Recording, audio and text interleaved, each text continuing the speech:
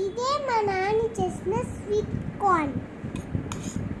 ఫస్ట్గా sweet corn తయారు చేయడానికి కొత్తిమీర వేసుకోవాలి. దాని తర్వాత అన్ని మిక్సింగ్ చేసుకోవాలి. అన్ని మసాలాలు వేసుకొని ఇప్పుడు మిక్సింగ్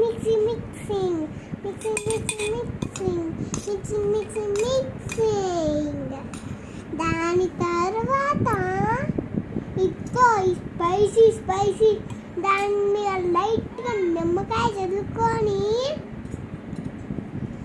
తింటే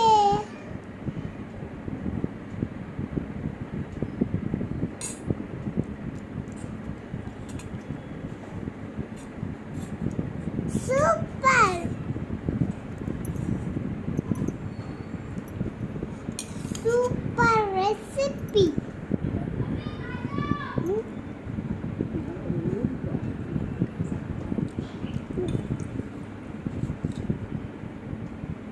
ఒక్క స్వీట్ కార్న్ నోట్లో పెట్టుకున్నా తినగానే నోరు ఊడిపోతుంది. కారంగా స్పైసీగా సూపర్గా ఉంది. మీరు ట్రై చేయాలనుకుంటున్నారా? ఇంకెందుకు ఆలస్యం, స్టార్ట్ ఇట్.